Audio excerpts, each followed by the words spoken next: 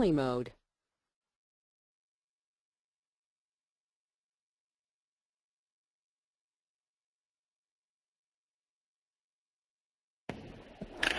Welcome to Westpak's webinar on package dynamics. This is session 1 of a 5-session series. I'm Greg Swinghammer and will be your moderator and webinar organizer today. Before we get started, let's take a moment to ensure that everyone is ready and familiar with the webinar control panel. First, you should have the control panel on the right side of your screen. You may minimize this panel by clicking on the orange arrow button in the upper left-hand corner. You may expand the panel by clicking on the same button. Secondly, you have the ability to submit questions using the chat pane located near the bottom of the control panel. We will be answering a few questions during the webinar. If we can't get to all of the questions during the webinar, someone from Westpak will follow up with you after the webinar. We may also be using the question asking tool during this webinar. Please raise your hand so we can make sure this tool works. Thank you, everybody. The slides for this webinar will be available on Westpak's website shortly following the webinar. Let's get started. Today's presenters are Schueneman and Edmund Tang. You may remember Herb from the last webinar on the Arrhenius equation demystified. Edmund is a lab manager here at Westpak and has been with us for 10 years. Herb, take it away. Thanks, Greg. As he mentioned, this is a very aggressive series of webinars in which we're going to attempt to define the entire process and show you how it actually works, and that process means the optimum protective package design. So it's a very aggressive series that we're going to be trying to start here. And I'm going to first of all define packaging dynamics. A lot of what we're doing in this first webinar, this is the first of a series of 5 that we plan to give this year on this topic. First thing I'd like to do is to make sure that that you all have our definition of terms sheet. This is a sheet that should have been sent to you under a separate cover, 4 or 5 pages perhaps, that define a lot of the terms that we use in packaging dynamics. So if you didn't get one of those sheets, maybe you could raise your hand, as Greg indicated, or simply send us an email and we'll send it to you.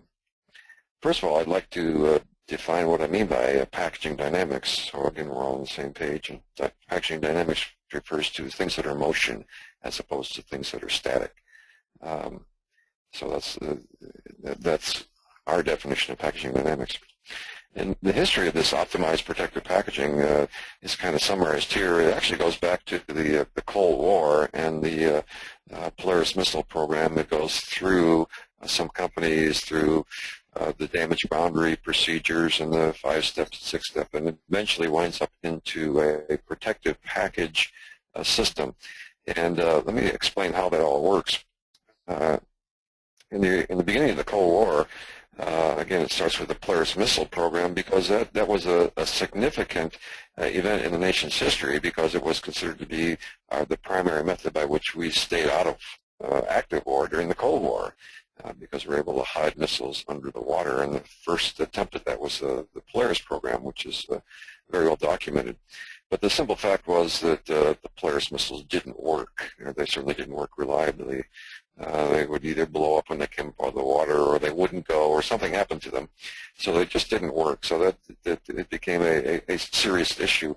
And that issue was handled by the famous, or some people call them infamous, Hyman Rickover, Admiral of the Nuclear Navy, and he basically said this system has to work. This is how we're going to defend ourselves.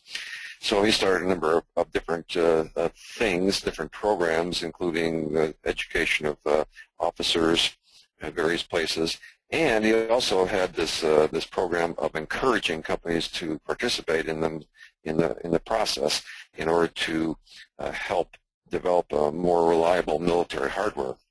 One of those companies was the Firestone Tire Rubber Company, and their contribution to the whole thing was the rolling diaphragm airbag.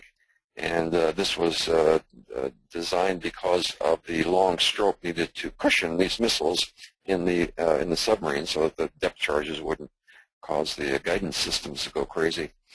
And so the Firestone Tire Rubber Company did in fact create this engineering laboratory in Salinas, California. and they developed this airbag that proved to be very effective in the process of cushioning these missiles. The airbag, by the way, became the basis for how most trucks on the road today cushion their load, because instead of steel leaf springs, most of them use this exact same airbag that we're showing here, and it was developed as part of the Polaris missile program, believe it or not. The company that evolved that whole process was Monterey Research Laboratories, MRL. And MRL set about doing some other things too, and one of the things that they did was to develop a series of shock test machines that were able to effectively comply with the military specifications of the day, and also to give very clean and repeatable shock pulses. These mill standards that I talked about, 810, some of you are familiar with, 883, 202 are some of the ones that are mentioned, and they were required for this Vietnam War procurement program, which is going on very heavily in the 1960s. And so this company, Monterey Research Labs, produced these things and had a warehouse full of them when our good friend Richard Nixon decided that the Vietnam War had to come to an end quickly, and so in the now famous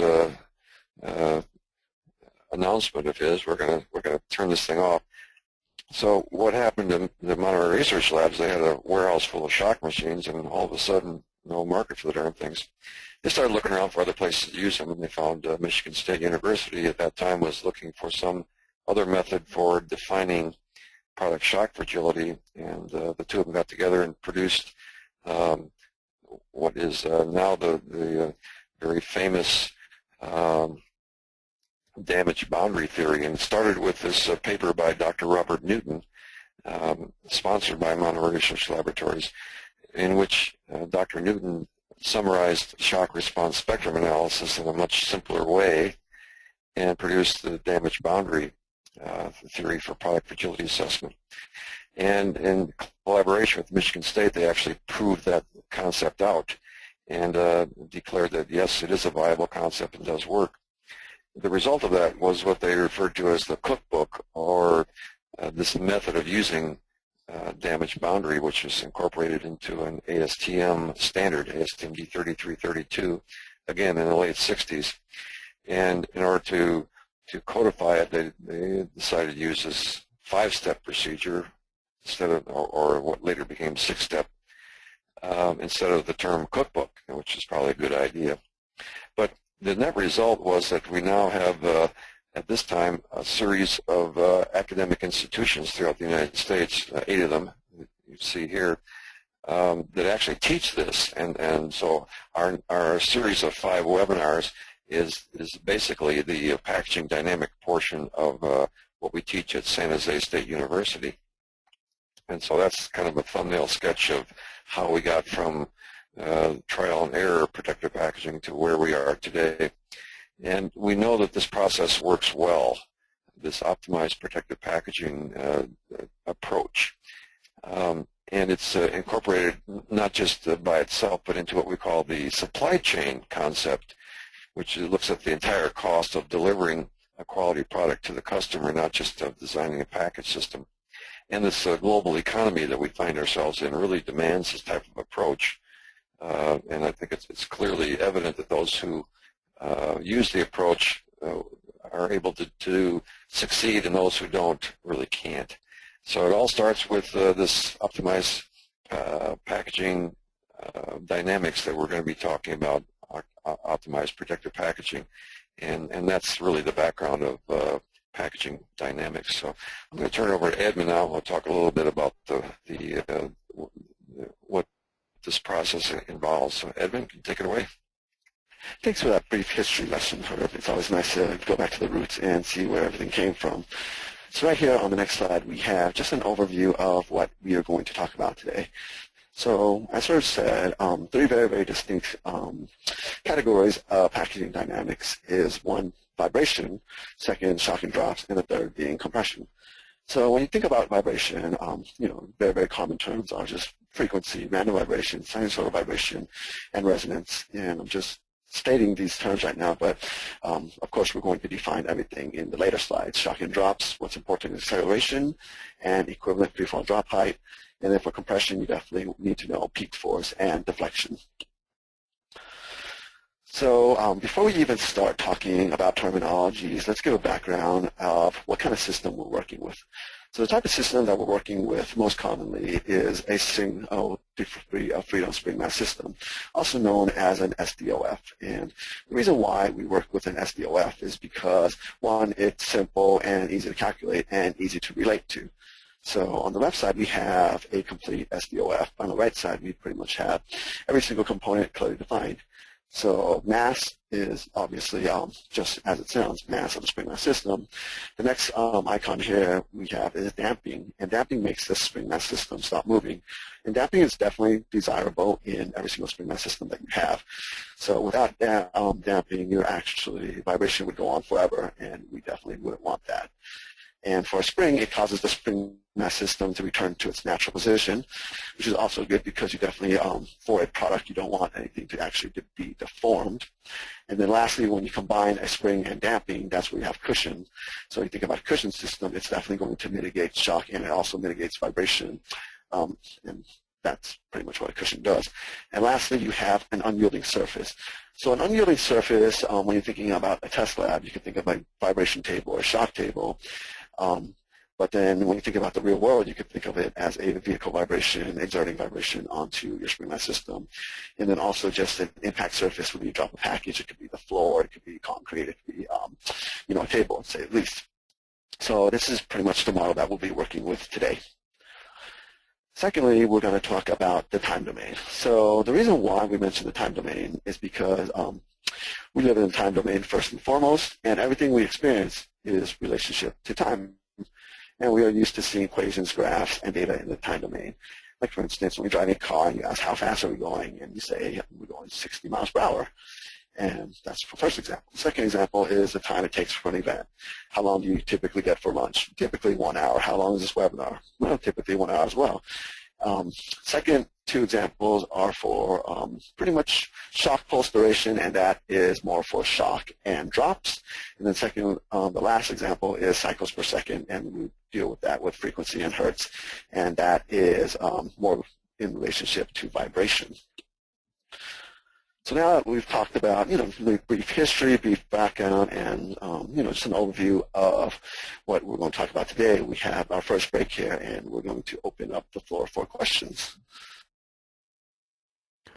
Thanks, Edmund. It's Greg again. It looks like we don't have any questions at this time, so if you do have questions, please feel free to send them in. Back to you, Herb. Thanks, Greg. We ought to continue now with kind of the in-depth portion of our terminology portion. And the first thing we want to define is shock. And here we're referring to mechanical shock, of course, as opposed to electrical. So we're going to define that as a sudden non-periodic, which means it doesn't continue, excitation of a mass. And Edmund previously defined that mass. It's characterized by a sharp rise in acceleration. Okay, we're going to define that term shortly, followed by a decay in acceleration, which we call deceleration, okay, over some defined time period. We use the term discrete, meaning you can measure it, you have a beginning and an ending. And we often describe that as a pulse, a shock pulse. And we can actually define the shape of that pulse as well, which we're going to be doing for part of this. So when we talk about shock, we're looking at that term. Now, this is oftentimes confused with the term impact. And the difference between them is a shock has these characteristics. In other words, you can define its start, its stop, its shape, and the area underneath it, things like that. With an impact, you can't. Impact is an uncontrolled meeting of two surfaces, whereas shock is a more controlled because you actually can define those things. So that's going to become more important to us as we move along. And Edmund also mentioned that we're talking in the time domain recently. So this shows you this graph, what we mean by that. So we have some peak acceleration on the vertical axis over some period of time on the horizontal axis. So we see here that the shock pulse starts at the 0 point, both x and y, reaches some peak, which we define as the peak acceleration, positive, and then the pulse continues to decay, deceleration as I defined it, over some period of time, and then has some rebound characteristics, which are totally the result of that spring mass system that Edmund showed you. So the critical information for us is that we know the peak acceleration. We know the duration, T sub d, is the total duration of that pulse. We know there's some defined rise and decay time. And we also know that there is some area, we call it velocity change, or delta V in this particular slide, all of which is important to us. It turns out the velocity change is a measure of the momentum of that particular event. Down at the bottom, we show some different shapes of the pulses, a more or less half sine pulse, trapezoidal, and sawtooth, things like that. Those are actual pulses that you might see. So nothing in the real world is ever quite as pretty as we show it above there, but it's a good way to understand what it's talking about. Some other terminology that's going to be important to us is mass, as Edmund mentioned. It's a physical property indicating the acceleration resulting from a given force. Right out of the definition book. No one ever understands that, but it basically comes from the fact that Newton's second law of motion is a force equals to mass times acceleration. And so if we're looking for mass, we simply solve that equation for mass, and we say it's some force divided by some acceleration. And acceleration in this particular context is the acceleration due to gravity, which is a constant. And then we have both stress and strain to define the spring characteristics that we're talking about. So strain here is a deformation per unit length. So something is either bending or compressing, something like that, so it deforms over some length. And then, which all springs have to do. And the stress is the force necessary to cause that deformation. So those are the kind of the legal, if you will, terminology. But from a packaging dynamics standpoint, it's important to remember that the study of spring mass systems is a convenient way to determine how things respond, and we don't do that willy-nilly, because every product, even bodies, like the body that you're in right now, can be defined as a spring mass system. So every spring mass system has some given amount of mass and some flexibility, even if it's not very flexible at all. There is some flexibility involved, so it can be modeled as a spring mass system, and in dynamics that's very important to us. So the mass, again, is equal to some force divided by acceleration, and the spring is anything that displays a strain, which is a deformation when subjected to a stress.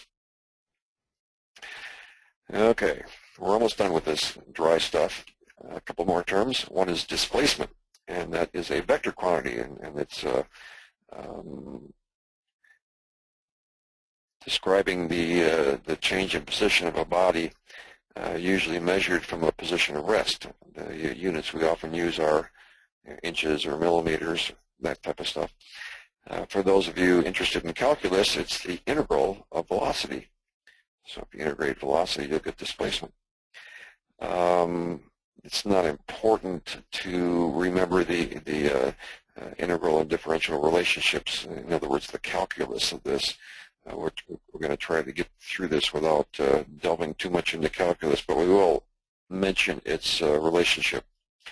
Moving on, velocity is also a vector quantity describing the rate at which displacement changes. Okay, so we're familiar with one of those terms, or a related term, and that's speed. Speed in a vehicle we measure in the United States in miles per hour or kilometers per hour, something like that. speed is different from velocity in that speed does not have a direction and velocity does. Speed is not a vector quantity, velocity is. And that's going to become important to us shortly as well. Velocity is the differential of displacement with respect to time. In other words, how fast displacement changes. And velocity is also the integral of acceleration. So, again, more nice dry terms, but they're going to be important to us. Second to the last one here is acceleration. And acceleration is also a vector quantity, and it describes the rate of change of velocity with respect to time. And so velocity is the rate of change of displacement, and acceleration is the rate of change of velocity. We usually express acceleration in terms of g's, which are multiples of the Earth's gravitational constant. And the convention that we use is the capital letter G is referring to multiples of the lower case g, which is the Earth's gravitational constant, 386.4 inches per second squared, inches per second, in other words, or in meters per second squared, which is what the metric system uses. And again, acceleration is the differential of velocity with respect to time, in other words, how fast velocity changes. Don't let these terms or the definitions of them get to you, because we're going to be using them enough so that they'll become second nature to you shortly, if they're not already. Okay. If we look at a typical pulse, impact pulse, so again we see acceleration or deceleration, which is simply negative acceleration on the vertical axis and time on the horizontal axis. So if we define a given pulse, and the shape is not particularly of interest to us just yet, we'll see that that any time that you have a defined peak acceleration over some period of time and a certain shape of that pulse, you can define its velocity change. In other words, the area, the shaded area in this case, of that pulse. And that, again, is a measure of the momentum dissipated during that particular event. In other words, a spring mass system has changed momentum, and when it does, it produces this particular shape. Okay, so that's important to us.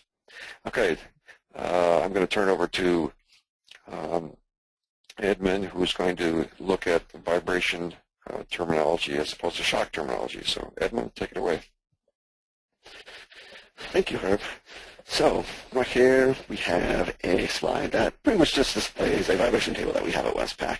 Nothing too special here, but vibration is pretty much just defined as an oscillation of an element of a mechanical system about a fixed reference point. So when you're thinking about a fixed reference point, when you're thinking about lab, you can think about vibration table. At some point it's at a 0 point, then it goes up and it goes down to simulate what is known as the distribution environment, which is bumps and potholes that you have on the road. And when you're in a truck, and when the truck is at rest, it's quote unquote a fixed reference point. And same thing when the vibration table is in the midpoint of the system. So some important things about vibration. First and foremost is that it's unavoidable. It always occurs in the distribution environment. It doesn't matter whether you're going to buy something and put it in your own truck or buy something and put it in your trunk, because no matter what, you have to drive that product, you have to drive that unit back to where you want it, the destination, and therefore it's unavoidable. And then what that means is that it's a vehicle input. It's a continuous event. It always happens, it continues.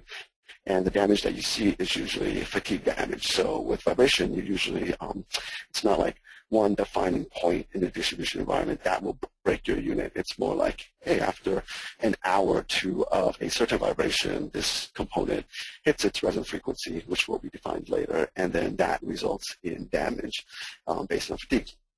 And with vibration, there's generally two types of vibration. First is random vibration, and the second is sinusoidal, or what is known as sine vibration. So just talking about the two vibration types that we listed before, and we're just going to give it a couple examples and also explain what uses of each vibration type have. So the first one is sinusoidal vibration. So if you look at the graph on the left, it's sinusoidal vibration, and it's also in the time domain that we previously defined. So the sinusoidal vibration, what you notice is that, one, it's a laboratory environment. nowhere in the real world, nowhere in the distribution environment will your packages ever receive the sinusoidal vibration environment. And with that being said, it only excites one frequency at one time. So, and it's very, you could say, there's no sine sweep where you would actually excite from 1 to 200 hertz, but it's in a very, very orderly fashion, which means that it goes from 1 hertz, then 2 hertz, then 3 hertz, then 4 hertz, all the way up to 200 hertz. And with sinusoidal vibration, it's typically used for product testing and reliability testing, so not too much for the package testing. And that comes to our next vibration, which is random vibration. So if sinusoidal vibration is lab environment, random vibration is definitely real-world environment. Everything that you ship in the real world is random vibration, whether it's airplane, truck, or even sea, it's random vibration. And with random vibration, it excites all frequencies at one time in a random event or random type of order. So you might get 1 hertz in the beginning, next thing you know, you might get 160 hertz and then 40 hertz. So it's unpredictable and, like I said, random. And with random vibration, it's usually used for package and distribution testing because it actually simulates the package and distribution environment and not the sinusoidal vibration for that. So when you look at a sinusoidal vibration part, or just a typical sinusoidal vibration plot in the time domain, we have pretty much, you start from 0, and then you go to the peak, and then you go to 0, and then you go to a valley, which is -1, and then you go to 0 again. And that is known as one period or one cycle. And that is shown in the red text right there. And if you take half of that, that is known as a duration. So as Herb said, when you're talking about shock pulses and drop pulses that take place in time domain, which it does, we're dealing with durations, but typically with vibration, we're typically dealing with periods or cycles. And then we have amplitude is how high or how low your sine wave goes. And then lastly, we have another equation on the right, which is 1 over f is equal to p, which is equal to 1 over frequency is equal to period. And the reciprocal of that 1 over period is equal to frequency, and we're actually going to talk about that later. So I've been saying frequency a lot, so let's give it a nice definition of it. And if you think of a frequency, it's an expression of the number of times that a repeated event occurs per second. This is often described in cycles per second or hertz, abbreviated hertz. So when you think about it in relationship to vibration, it's one cycle, like I said, up is peak, down, and then actually it goes back to its 0 point again. And when you actually talk about real numbers here, 1 hertz means that it's 1 cycle per second, or 100 hertz means that it's 100 cycles per second. So when you have 100 cycles per second, it means that each cycle has a duration of 1/100th of a second. So you could actually fit 100 in a second. And then on the right here, we have a picture of actually hertz, and this is where hertz is named after, or who hertz is named after. So with vibration, we typically view vibration in a spectrum. And the reason why that you view vibration in a spectrum is because if you look at vibration in a time domain, like I said before, it's continuous, meaning if it's continuous and you have 1 hour, 2 hours, 3 hours worth of vibration, it's going to be pages and pages and pages of vibration data. And that's just doesn't make sense to analyze it on the quote-unquote time domain. So that's why we bring up spectrums. So the definition of a spectrum is a frequency domain representation of a time domain event, and it's the inverse of the time domain. And like I said, all lab vibration data is viewed using a spectrum for vibration. So if you look at this graph on bottom here, on the x-axis, we have frequency. And then on the y-axis, we have just the intensity of the vibration, you could say. And what happens with vibration is that since it's taken in the time domain, we actually take each frequency in the time domain, and you would say, like, okay, for instance, at 1 hertz, we typically see a value of 1. Sometimes we see a value of 1.5, sometimes we see a value of 0.5. But then in general, you could actually plot what the program looks like. And then later on, at 4 hertz, we might see something a little more vigorous. Instead of 1, it might be a 10, but we might see 12s, we might see an 8 or something. But it's very plottable, and it's actually very, with using this method, it's actually very, very easy to analyze. So now that we entered the last leg of this webinar, we just want to know if there's any questions from the audience for our second break. It doesn't look like we have any questions right now, but if you guys out there have questions or are pondering something about the topic, please feel free to send it in using the chat pane near the bottom of the window. Back to you, Herb.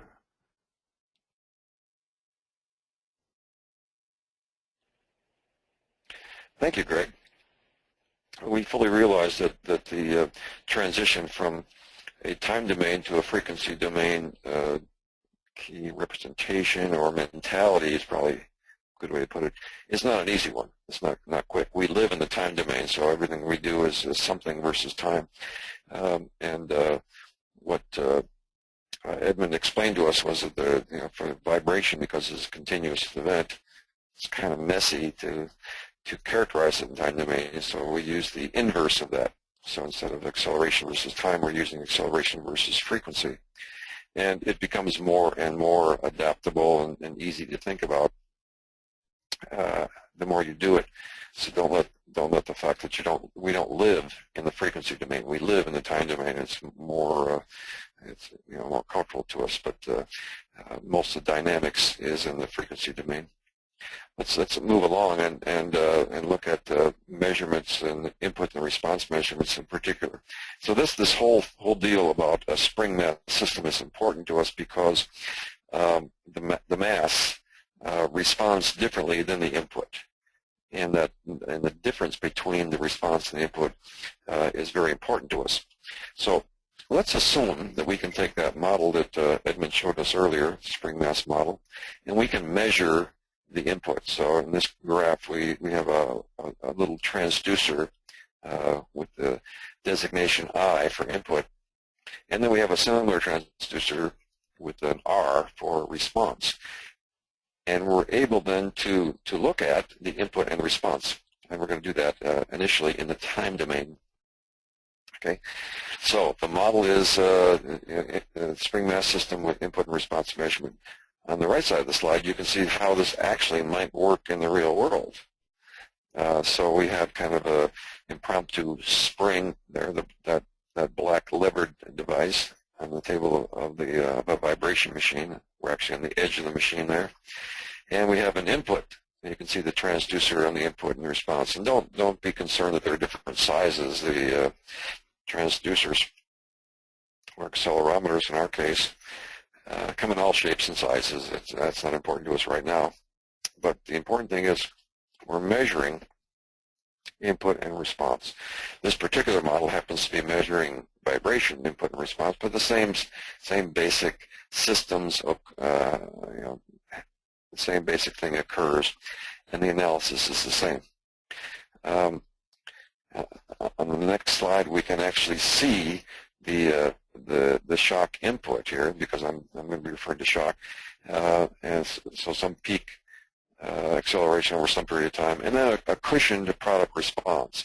And by cushioned here, we mean that this is what the mass feels. So we have input and response. A couple of things that are important to us here.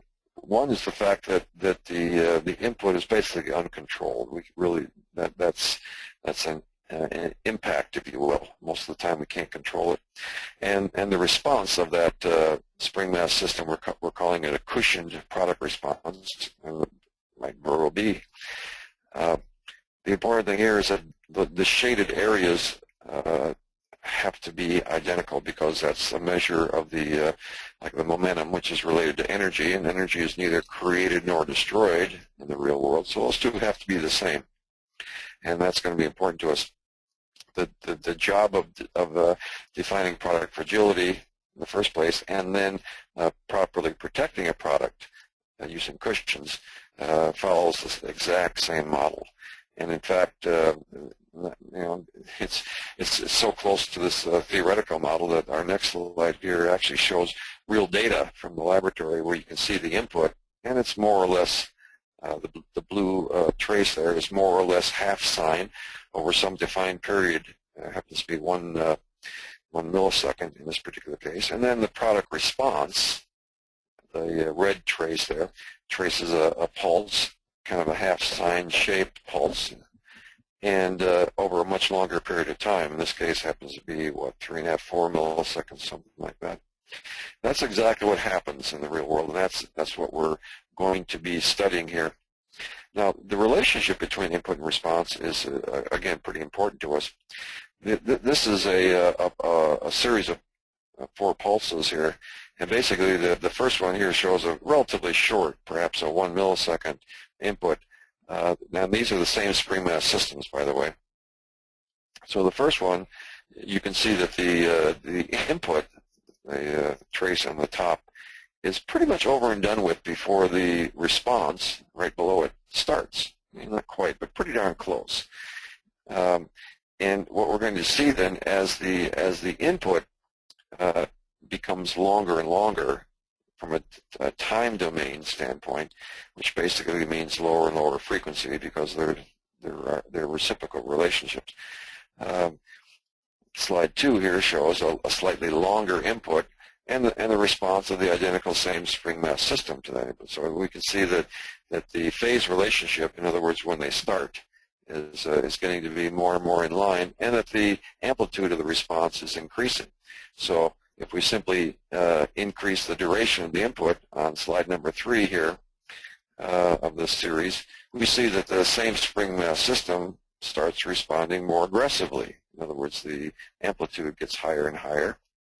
Okay, and then on this 4th slide of that input, we see that the response reaches its maximum. It's actually reached its maximum on the previous slide, but the duration is always the same. That's the natural period, and the amplitude increases as the duration of the input increases. So basically what we do there is look at the frequency of the input versus the response, and we'll basically see that there's a relationship between those. And that relationship is what's studied in shock response spectrum analysis, which is how we get to the frequency domain, but it's kind of well beyond our definition in these first couple of slides, first lecture for sure. But we're going to be talking about this later on, so I want to kind of keep these in the back of your mind so that you understand that the actual response of a spring mass system is dependent not only on the amplitude of the input, but also on its duration or its frequency, which is 1 over duration.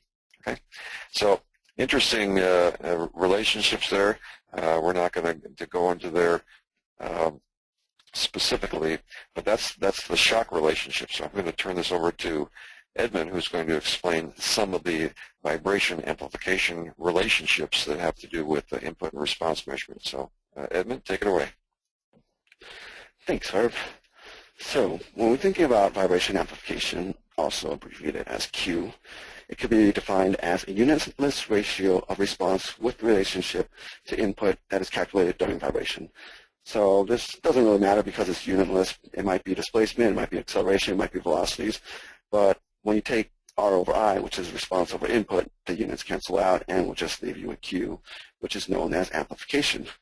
So you could think of amplification as when you're vibrating a vibration table, and just because, inches or just inches is something that everyone is used to seeing, if your vibration table is vibrating at 0.01 inches and you have an amplification of 100, it means that your response, which is R, is actually vibrating at 1 inch when you're only putting 0.01 inches into your vibration. So that is an example of amplification. So where does it usually vibrate, and when do you see the biggest and the most nastiest, you could say, amplifications? And that is known as the resonant frequency of your spring mass system. And the resonant frequency of your spring mass system is a frequency at which a spring mass system displays its maximum amplification and response. So the next slide here, we actually have what is known as a transmissibility plot. And with the transmissibility plot, it's a graph that clearly depicts the dimensionless ratio of response amplitude of a system with relationship to the input amplitude. So when we look at this graph here, there's very, very there's very, very distinct areas. One being the one-to-one coupling. And during this area, pretty much when your vibration table or your vibration in general is vibrating, your response is pretty much equal, if not very, very close to equal. So if your vibration table is vibrating at 0.01 inches, your response might be 0.011, very, very close coupling. And the second area, which is in red, and it's in red for a reason because this is, quote unquote, the dangerous area, is the amplification area. And with amplification, what you notice is that your graph slowly rises, your amplification slowly rises, which means that your Q, amplification, response over input, is being amplified. So it's rising, rising, rising, and it will eventually hit a peak, which is drawn in this red line here. And this red line is the spring mass system's natural frequency, resonant frequency, and this is where damage is likely to occur. And then after it hits its peak, it's going to slowly taper down. It'll still be an amplification because the amplification is greater than 1, but eventually it'll hit attenuation. And with attenuation, what happens is that your R over I is going to be less than 1 now. And for instance, if your vibration table is vibrating at 1 inch, your spring mass system might be vibrating at 0.1 inch, which is a tenth of that. So the next slide here is just to summarize what I just said. So like I said, the blue area, one-to-one coupling, response is equal to input, and the Q is 1, if not very, very close to 1. The second area is amplification. Response is greater than input. Your Q is greater than 1, and this is the area that you have to be careful about because this is where damage usually occurs with your spring mass system and your product. And lastly, this green area is where the good area, you could say, the response is less than your input, the Q is less than 1, and this is where you actually design your package system so the vibration gets protected for your spring mass system, to say at least. And now I'm going to turn it back to her to talk about some drop terminology. Thanks, Edmund. I mentioned earlier, and I want to emphasize again now, that the term impact is often confused with shock, and that an impact is what I'm going to call an uncontrolled collision of one mass with a second mass. When you drop a container system, it has an uncontrolled impact with the floor or the truck or whatever happens to be below the object that you drop. So just out of terminology, when I use the term impact, it's an uncontrolled event, and shock is a controlled event. This shows a picture of a drop test machine here. We have a number of these at Westpak, and they're used a lot. A big part of what we do is drop things. So this is a physical drop test machine. It's designed, by the way, to very precisely control the orientation of a package system when you're dropping it, so that repeatability occurs as best it can. And the standard used for this particular testing happens to be ASTM D775 is the old number for it. 5286, I guess, is the new number for it. But it defines the flatness of the impact and the mass of the impact surface, all those things. But it's designed so that it follows the spring mass system as nearly as we can.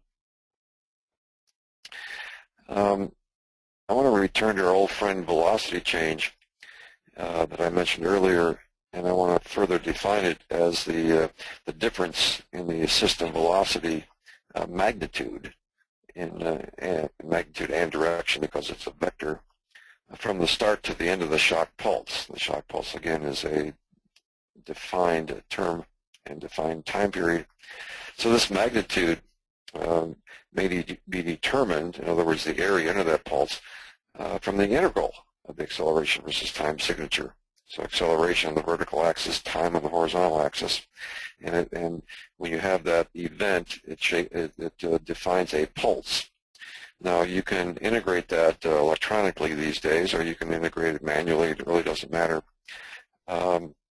but again, it's important to us because it can be thought of as a change in momentum, or in a more remote term, energy dissipated during that shock event. And then the integral of that acceleration versus time waveform is velocity change. Now, velocity change is equal to a quantity called 1 plus e times the square root of 2gh, and everything in there is pretty well defined for us, except this term E. What in the world is that? E is the coefficient of restitution, which is equal to the rebound velocity divided by the impact velocity. And then G is the acceleration of gravity. That's a constant, and H is the equivalent freefall drop height. Let's talk a little bit about these terms and how we can use them and what they mean to us.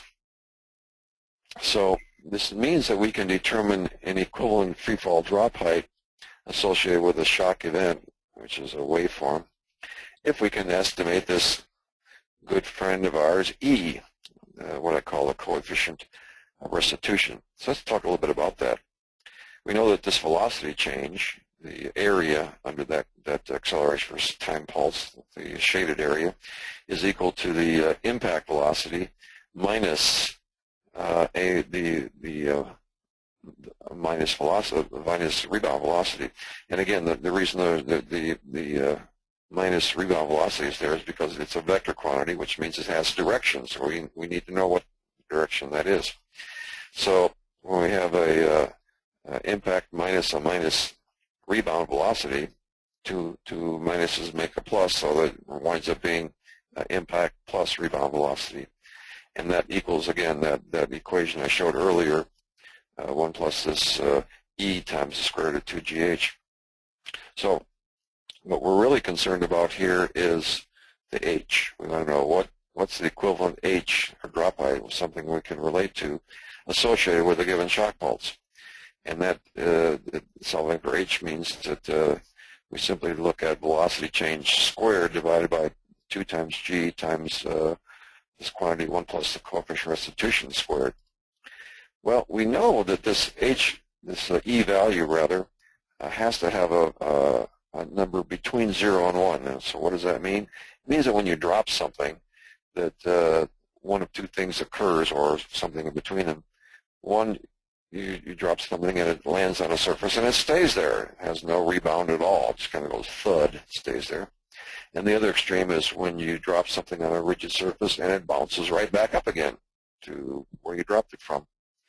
In the real world, it'd be hard to find that. A super ball does pretty well, or a well-designed golf ball, something like that. But most of the time, things kind of have some rebound, but not 100% rebound. Those of you who are a little bit older remember the flubber. And flubber was an invention of Walt Disney that had a coefficient of restitution of greater than 1. In other words, you dropped it from 10 inches and it responded at 20 inches. And it was a great concept. It doesn't occur in the real world, but it sure was funny to watch that. So most of the time we can estimate this coefficient of restitution as 0.5. It gives us a good ability to see, not precisely, but close enough for government work, how in the world the relationship between drop height and velocity change works. So let's assume that we have this coefficient of restitution at 0.5. Based on this, we can then estimate the effective freefall drop height, what we call EFFDH. It can be estimated from the shock pulse given that E value. So let's take a practical example. Suppose that we measure the impact, and we measure 48 Gs with a kind of a half sine pulse of 9 milliseconds in duration. That's very common, very normal pulse. So our effective freefall drop height, which is delta V, is going to be equal to this 1 plus E times the square root of 2GH. So based on that, we can say, okay, this delta V is equal to the acceleration, in other words, the area under that pulse. So that's the acceleration times the duration. So what we're trying to do is just get the area, so you take the length times the width. And this peak acceleration is equal to our good friend G, which is a multiple of Earth's gravitational constant. So we have to put our constant in there in order to define the term. So we have G times G, basically, times our duration times the factor to allow for this shape. Now, if that shape was rectangular, the factor would be 1. So, length times width. It's pretty easy. So, but in our particular case, let's say we got 48 Gs times the definition of a G, which is 386.4 inches per second, times the duration, 9 milliseconds is equal to 0.009 seconds, times this factor. So if it's a half sign, that factor is 2 over pi. So if you do the math, you wind up finding your velocity change of 106 inches per second. Okay, so what does that mean? So solving for H, we have delta V squared divided by 2G times 1 plus E squared, which is what I've defined above. So we take our 106 inches per second, which is our velocity change, and we divide it by 2 times 386, which is 772 inches per second squared, times 1 plus 0.5, our assumed coefficient of restitution, which is 1.5 quantity squared. Again, you do the math, and it winds up being about 6.5 inches. So from a shock pulse of 48 Gs for 9 milliseconds with a half sign shape, we know that that has an equivalent free fall drop height of about 6.5 inches. So just by doing the math, we can figure out exactly where we are with that. So I hope it hasn't been too confusing.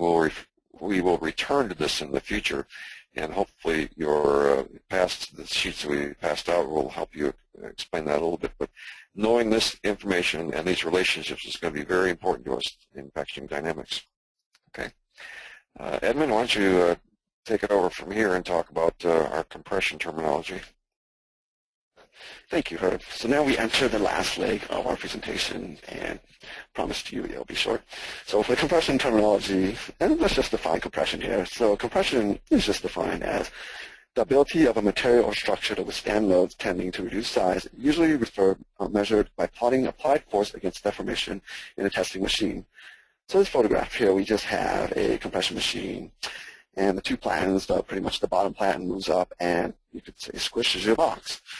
And compression, what is compression useful for? So compression is mainly useful for stacking and storage along with protection during the distribution environment. And I kind of want to emphasize this, stacking and storage, because there's a lot of products, a lot of units, a lot of, just things that you buy in the grocery store that are just unshippable, unstackable, unstorable without a corrugated box. And one prime example is just a bag of chips. So you think a bag of chips, and there's no way that you could stack a bag of chips in any sort of useful manner without a box. And that's what one of the very, very common uses of a box is, and that's for compression and for stacking and storage. So when you think about compression, there's two types of compression that typically happen in the distribution environment. The first type of compression is a dynamic compression with vibration. So this simulates, you could say, the box on a truck. And on the truck, because they're trying to, save space and just try to ship as many units as possible, as many boxes as possible, they're definitely going to stack other boxes on top of your box. And you have zero control whether your box is on top of the stack or on bottom of the stack. So we have dynamic compression to simulate this case. And with that, you have, compression and vibration table running at the same time. You actually have two test inputs for your shipper. And the other type of vibration is known as static compression.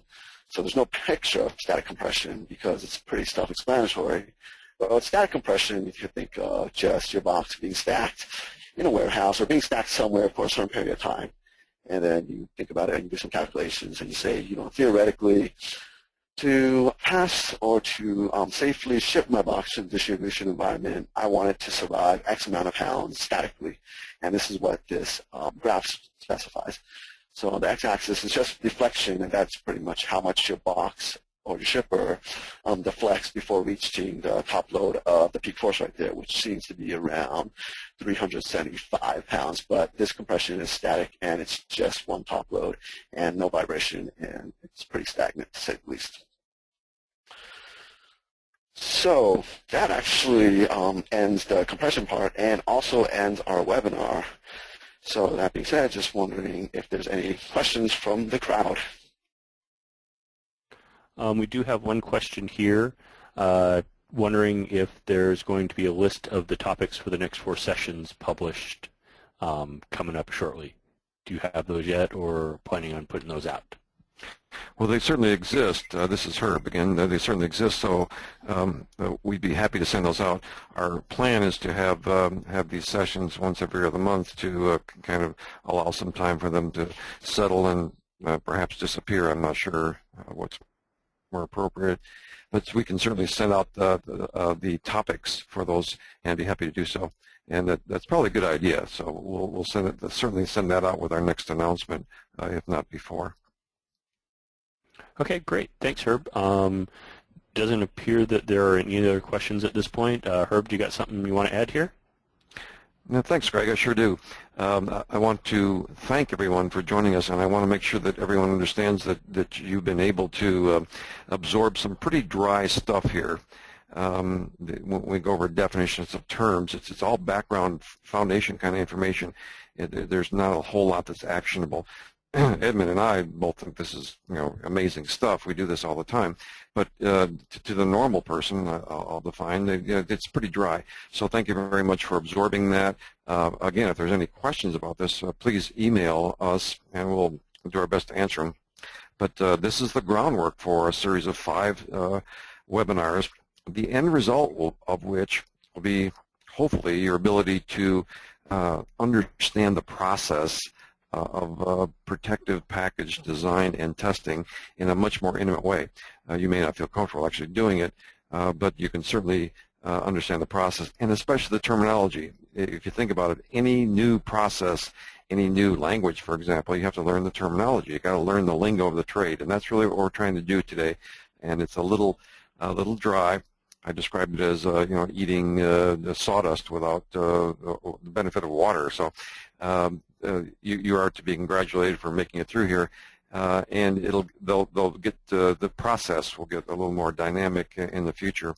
It's an exciting one. I'm glad you joined us. I think you'll be very pleased with the outcome, but it'll take a while. This is, again, the equivalent of what we teach at San Jose State University over 16 weeks. But I'm sure that you're going to be able to get the gist of it and the basis of it and the maximum amount out of it in listening to us. So, again, congratulations. I'm glad you joined us. Please join us again. We'll send out a list of exactly what we plan to do over the next 4 webinars beyond this one. And, Greg, I'm going to turn it back to you, and you can wrap it up. Okay. Herb and Edmund, thanks for the webinar today. As Herb said, this is session 2 of a 5-session series. The next one will be in March. Please check our website for the exact date. And like Herb said, we'll put out the list of what the next 4 topics are going to be. Check our website under the upcoming events tab. For our next webinar in February, it's riveting revisions of ASTM D4169 and D4332 standards. They just came out a few weeks ago with new revisions of these standards, and we want to go over the updates and what's going on with them. So don't miss that one in February. Again, we'll have the exact date here in a few weeks. If you missed anything or would like to listen to the webinar again, please check our website at www.westpak.com under the Events tab. The webinar should be uploaded shortly. All people that are registered for the webinar will receive an email within 5 days with a copy of the recording and a link to download the slides. If you have any questions, please submit them to projects@westpak.com. If there are any other webinars you would like to see us offer, please also submit them to projects@westpak.com. We will be sending out a short survey following the webinar. Please fill it out, as we always are looking to improve this process. Thank you all for attending. I'm Greg Swinghammer. Make it a great day.